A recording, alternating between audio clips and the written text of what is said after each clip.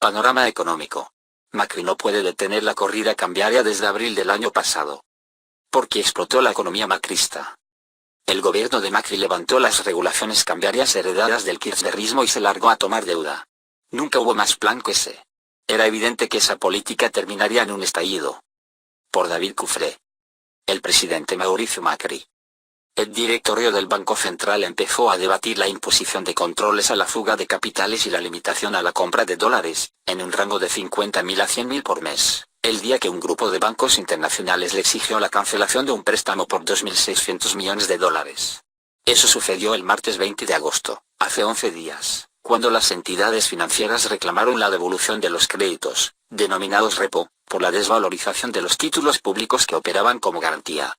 Fue una señal de crisis de confianza de algunas de las entidades más cercanas al gobierno, como el HSBC, Citi, Credit Suisse, Santander y BBVA, que prefirieron asegurarse el reembolso de las divisas en lugar de renovar el financiamiento.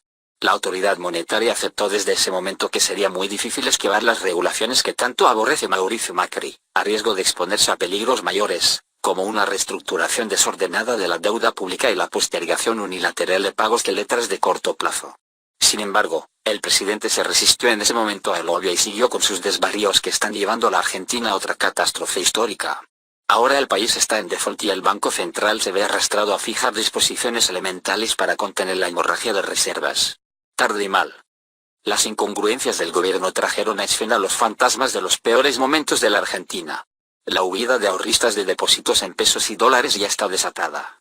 Macri no podrá detenerla porque, como reconoció el propio delegado del FMI, Alejandro Werner, existe un vacío de poder. El Banco Central no tardará en avanzar con nuevas limitaciones a la salida de divisas y a la compra de dólares por la propia dinámica de la crisis. Es de esperar que sea más efectivo en esa tarea de lo que ha sido el Poder Ejecutivo con otras acciones que antes despreciaba y que también tuvo que adoptar por imposición de la realidad, como la creación de precios esenciales, la rebaja del IVA a productos de la canasta básica o el pago de plus salariales por decreto.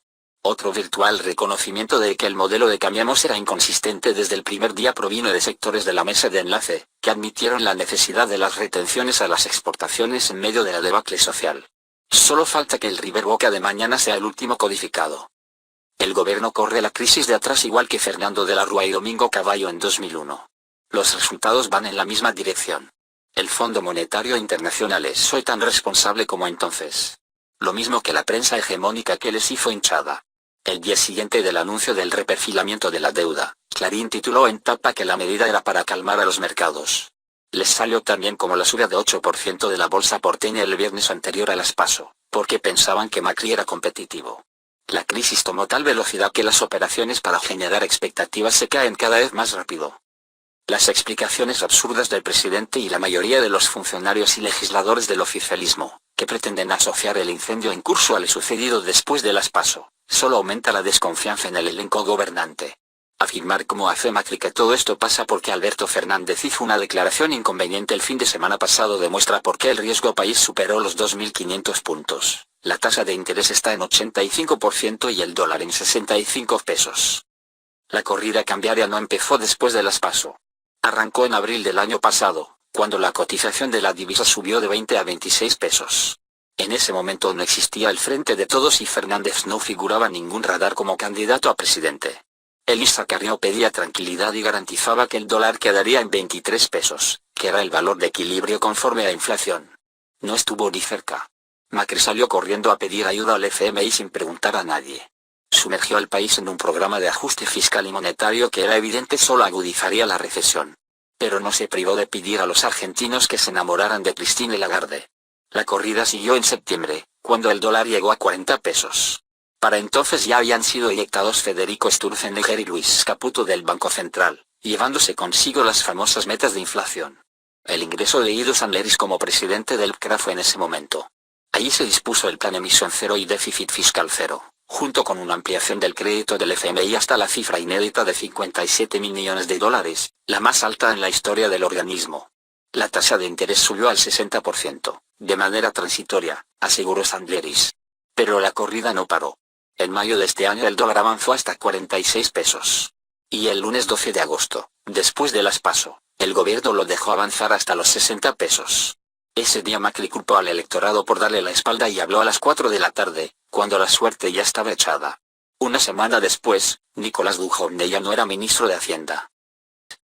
La corrida que ahora hace evaporar las reservas de manera pavorosa es la misma que empezó en abril del año pasado. El gobierno nunca la controló.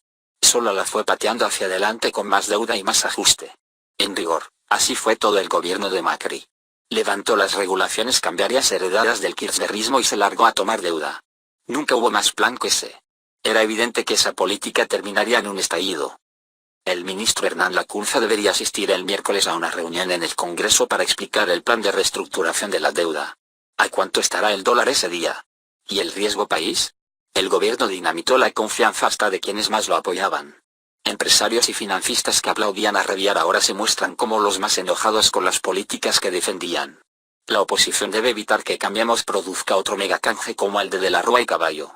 La crisis de 2001 enseñó que dejar hacer más desastres a un gobierno capaz de conducir al país al abismo fue demasiado costoso. Para algo debe servir la experiencia.